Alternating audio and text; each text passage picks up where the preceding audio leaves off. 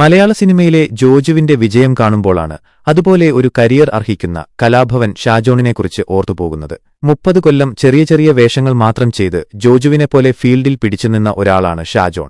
My dear കരടി എന്ന കലാഭവൻ മണിച്ചിത്രത്തിലൂടെ 1999 ആണ് ഷാജോൺ അരങ്ങേറ്റം കുറിക്കുന്നത്. പടത്തിൽ മണിയുടെ ഡ്യൂപ്പായി കരടി വേഷത്തിലെത്തുന്നത് ഷാജോണാണ്.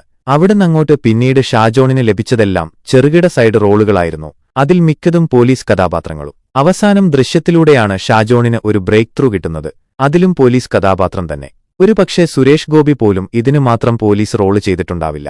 ദൃശ്യത്തിലൂടെ ലഭിച്ച ഒരു ഹൈപ്പ് മുൻപോട്ട് മുതലാക്കാൻ പുള്ളിക്ക് സാധിച്ചില്ല. ദൃശ്യത്തിനുശേഷം പല സിനിമകളിലും ഷാജോൺ വീണ്ടും സൈഡ് റോളുകളിലേക്ക് തന്നെ തിരിച്ചുപോയി. എന്നാൽ കഴിഞ്ഞ ചില വർഷങ്ങളിൽ ഷാജോണിന് ആട്ടം, CID രാമചന്ദ്രൻ പോലെ ചില നായക പ്രാധാന്യമുള്ള സിനിമകളും കിട്ടി. ഇതിനിടെ അദ്ദേഹത്തിന്റെ ആദ്യത്തെ സംവിധാന സംരംഭം പൃഥ്വിരാജ് നായകനായ ബ്രദേഴ്സ് ഡേ. ആ പടത്തിനെപ്പറ്റി ഞാൻ പ്രത്യേകിച്ചൊന്നും പറയേണ്ടല്ലോ. പക്ഷേ ഇതൊന്നുമല്ല, ഷാജോൺ ഇതിലും വലിയ വിജയങ്ങളും അംഗീകാരങ്ങളും അർഹിക്കുന്നുണ്ട്. കോമഡി റോളുകളിലും സീരിയസ് റോളുകളിലും കഴിവ് തെളിയിച്ച ഷാജോണിന് ജോജുവിന്റേതുപോലൊരു ഇടം മലയാള സിനിമയിലുണ്ടാകട്ടെ.